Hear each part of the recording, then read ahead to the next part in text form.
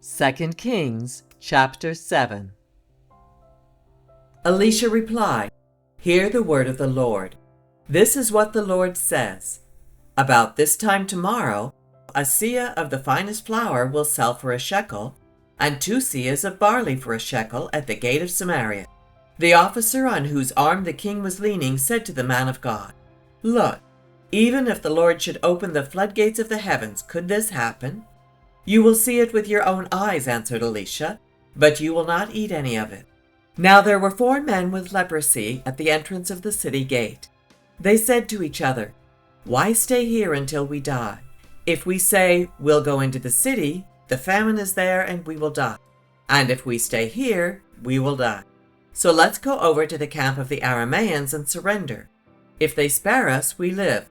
If they kill us, then we die." At dusk they got up and went to the camp of the Arameans.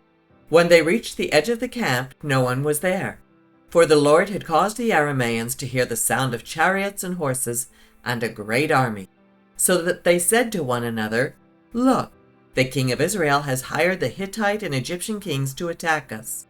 So they got up and fled in the dusk and abandoned their tents and their horses and donkeys. They left the camp as it was and ran for their lives. The men who had leprosy reached the edge of the camp, entered one of the tents, and ate and drank. Then they took silver, gold, and clothes and went off and hid them. They returned and entered another tent and took some things from it and hid them also. Then they said to each other, "What we're doing is not right. This is a day of good news and we are keeping it to ourselves. If we wait until daylight, punishment will overtake us. Let's go at once and report this to the royal palace." So they went and called out to the city gatekeepers and told them, "We went into the Aramean camp and no one was there. Not a sound of anyone, only tethered horses and donkeys.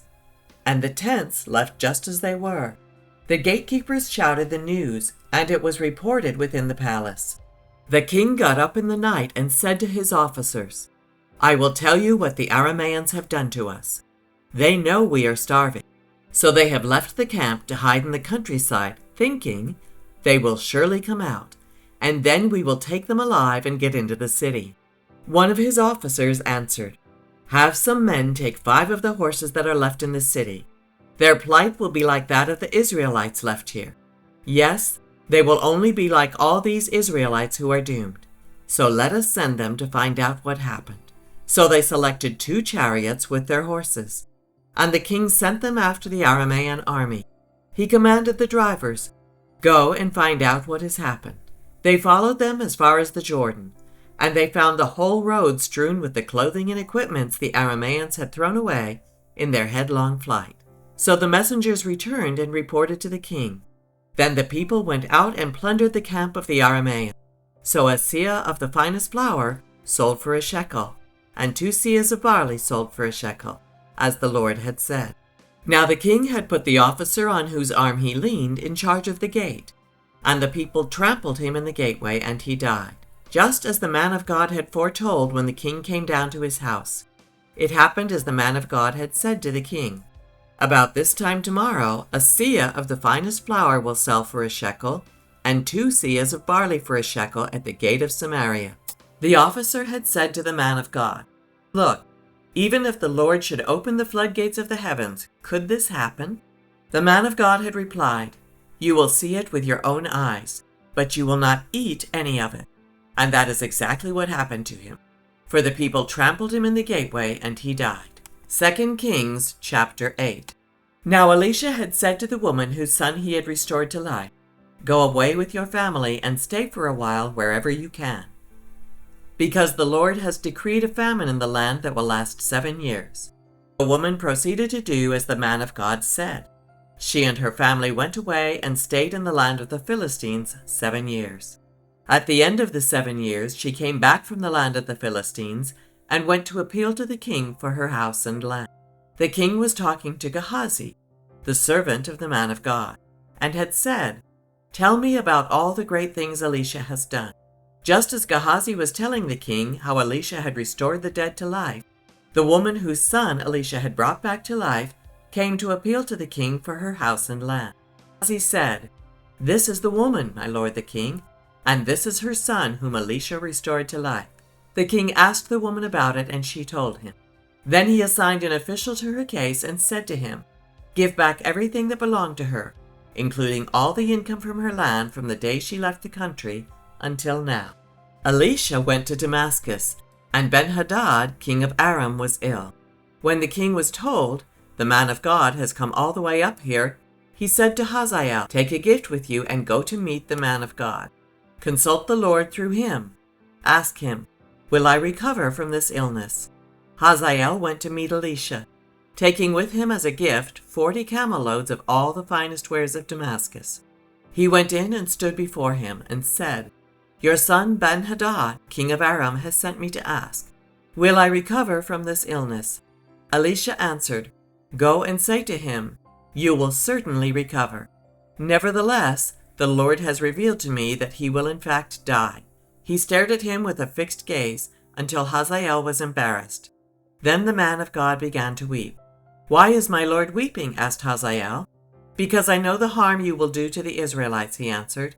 "You will set fire to their fortified places, kill their young men with the sword, dash their little children to the ground, and rip open their pregnant women."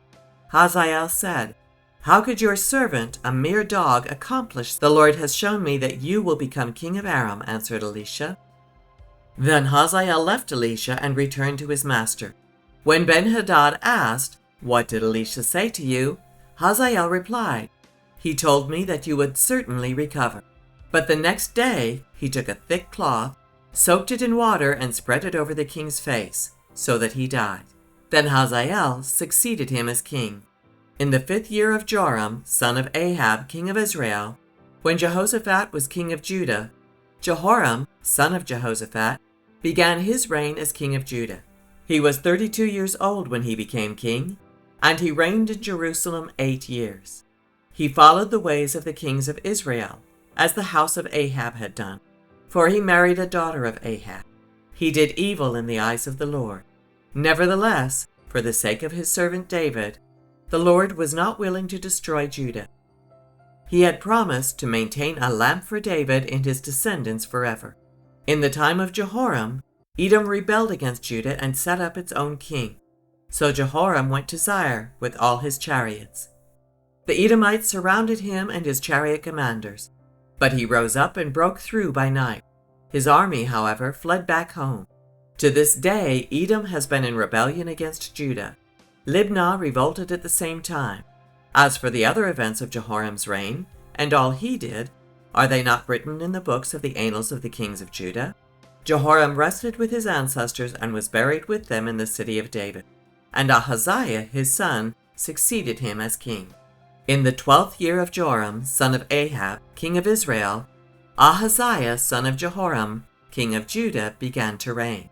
Ahaziah was 22 years old when he became king, and he reigned in Jerusalem 1 year. His mother's name was Athaliah, a granddaughter of Omri, king of Israel. He followed the ways of the house of Ahab, and did evil in the eyes of the Lord, as the house of Ahab had done, for he was related by marriage to Ahab's family. Ahaziah went with Joram, son of Ahab, to war against Hazael, king of Aram, at Ramoth-Gilead. The Arameans wounded Joram, so King Joram returned to Jezreel to recover from the wounds the Arameans had inflicted on him at Ramoth in his battle with Hazael, king of Aram. Then Ahaziah, son of Jehoram, king of Judah, went down to Jezreel to see Joram, son of Ahab, because he had been wounded.